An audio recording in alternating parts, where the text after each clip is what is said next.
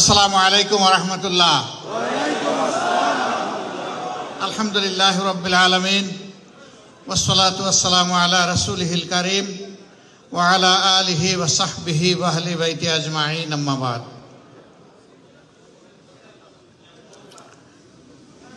আজকে coalition for piece and justice in United kingdom তাদের পক্ষ থেকে আয়োজিত আজকের এই সম্বর্ধনা সভায় উপস্থিত সম্মানিত ডিগনিটরিজ, সুধীমণ্ডলী, প্রবাসী বন্ধুগণ, সাংবাদিক ভাইয়েরা, আমি আল্লাহ তাআলার শুকরিয়া আদায় করি যে আমি আপনাদের সামনে আজকে হাজির হওয়ার সুযোগ পেয়েছি। আলহামদুলিল্লাহ। 4 মাস আগেও আমি চিন্তা করি নাই এত সুন্দর করে আপনাদের মুখগুলা দেখতে পারবো। মহান মাহবুদের শুকরিয়া আদায় করছি আরেকবার, আলহামদুলিল্লাহ। 3 তারিখও বিশ্বাস করি নাই বাংলাদেশের ভবিষ্যৎ কোন দিকে গড়াচ্ছে। 5 তারিখ যখন আমরা কতিপয় রাজনৈতিক দলের নেতৃবৃন্দ একত্রিত হয়েছিলাম সেনাপ্রধানের আহ্বানে, পরবর্তীতে বঙ্গভবনে, একজন আরেকজনকে জিজ্ঞেস করছিলাম কেমনে কি হলো। সবার কথা একটাই ছিল, এটি স্বয়ং আল্লাহ করেছেন। রাষ্ট্রবিজ্ঞানীদের সকল যুগ বিয়োগ ব্যর্থ করে দিয়ে অবৈধ আশা আকাঙ্ক্ষার ভেলায় যারা বাসছিলেন তাদেরকে আল্লাহ রাব্বুল আলামিন তাদেরকে যথেষ্ট এবং যথাযথ পাওনা তাদের হাতে তুলে দিয়েছেন, আলহামদুলিল্লাহ। তবে আমি গভীর শ্রদ্ধার সাথে স্মরণ করব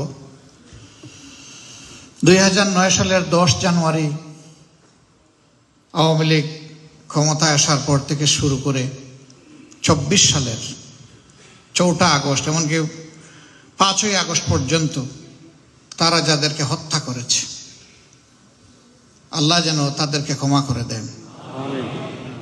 যারা নিহত হয়েছেন আল্লাহ যেন তাদেরকে শহীদ হিসাবে কবুল করেন। তাদের পরিবারের অন্তরে আল্লাহ যেন প্রশান্তি দান করেন। আল্লাহ যেন তাদেরকে ধৈর্য ধরার তৌফিক দান করেন। এই হত্যাকাণ্ড শুরু হয়েছিল 9 সালের 25 এবং 26শে ফেব্রুয়ারি ঢাকার পিলখানায় তৎকালীন বিডিআর নামের প্যারামিলিটারি বাহিনীর সদর দপ্তরে 57 জন কমিটেড চৌকস দেশপ্রেমিক সেনা অফিসারকে হত্যা করার মধ্য দিয়ে, পাশাপাশি তাদের পরিবারের সদস্য এবং সদস্যদেরকেও নির্মমভাবে হত্যা করা হয়েছিল। এরপরে রাষ্ট্রীয় অতিথি ভবন যমুনায়, এখন যেখানে প্রধান উপদেষ্টার কার্যালয় করা হয়েছে, সেই জায়গায় তৎকালীন প্রধানমন্ত্রী খুনিদেরকে ডেকে উন্নত মানের মধ্যাহ্নভোজ দিয়েছিলেন, তাদেরকে রিমুনারেট করেছিলেন। দুটো ইনকোয়ারি কমিটি গঠন করা হয়েছিল, কোনোটাই জনগণ জানতে পারলো না যে ইনকোয়ারিতে কি এসেছে। ওই যে ওখান থেকে শুরু হলো খুনের রাজনীতি, বাংলাদেশের সেনাবাহিনীর মনোবল ভেঙে দেওয়ার অত্যন্ত হীন অপচেষ্টা, একই সাথে বিডিআর বাহিনীকেও শেষ করে দেওয়া। এর পরের বছরই তারা আঘাত দিল বাংলাদেশ জামাত ইসলামীর উপর। আমাদের উপর যখন আঘাত আসে, আমাদের জাতির বিবেকবান নেতৃবৃন্দ তারা উপলব্ধি করতে পারেননি যে এই আঘাতের ঢেউ কোথায় গিয়ে ঠেকবে। হয়তোবা অনেকে মনে করেছিলেন যাক, জামাতে ইসলামের উপর দিয়ে যদি এরকম একটা ওয়েভ চলে যায় তাহলে দেশ বোধহয় শান্তি হয়ে যাবে। আমরা সেদিন অনেক বন্ধুকে বলেছিলাম যুদ্ধটা এখানে ঠেকান সবাই মিলে, আসুন একসাথে লড়াই করি, তা না হলে ফেসিবাদের কবলে সবাইকে পড়তে হবে। পরবর্তী পর্যায়ে যা হয়েছে তা জ্বলন্ত ইতিহাস। আমরা সেদিন বুঝাতে ব্যর্থ হয়েছিলাম, পারি নাই, এটা আমাদের ব্যর্থতা ধরে নিলাম। সেই দিনকার লড়াইয়ে প্রবাস থেকে আপনারা আমাদেরকে শক্তি জুগিয়েছেন। প্রত্যেকটি অপকর্ম এবং জুলুমের বিরুদ্ধে আপনারা সোচ্চার হয়েছেন, প্রতিবাদ জানিয়েছেন। আপনাদের পক্ষে সর্বোচ্চ যা করা সম্ভব তাই করেছেন। আমি এবং আমার দল আপনাদের প্রতি গভীর কৃতজ্ঞতা আদায় করছি, কিন্তু এর প্রতিদান দেওয়ার সামান্য কোনো শক্তি আমাদের নাই।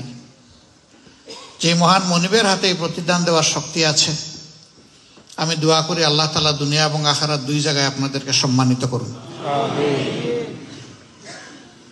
শুধু কি আমাদের প্রতি আপনাদের এই সহানুভূতি ছিল? নিশ্চয়ই না, সারা দেশ এবং জাতির প্রতি ছিল। প্রতিটি অপকর্মের প্রতিবাদ আপনারা সময় মতোই করেছেন। অনেক অপকর্মের প্রতিবাদ আমরা দেশের ভিতরে থেকেও করতে পারিনি, কিন্তু সেই সময় আপনারা আপনাদের মুখ বন্ধ রাখেননি, আপনারা আপনাদের পা অচল করে দেননি। যেখানে যাওয়া দরকার সেখানে গিয়েছেন, যেখানে বলার দরকার সেখানে বলেছেন, যা করা দরকার তাই করেছেন। আরেকবার আমি মুবারকবাদ জানাই। সর্বশেষ আমরা 15.5 বছর রাজনৈতিক দলগুলো জুলুম নির্যাতন জাতির উপরে নিষ্পেষণের প্রতিবাদ করেছি, কিন্তু আন্দোলনের সমাপ্তি আমরা টানতে পারিনি।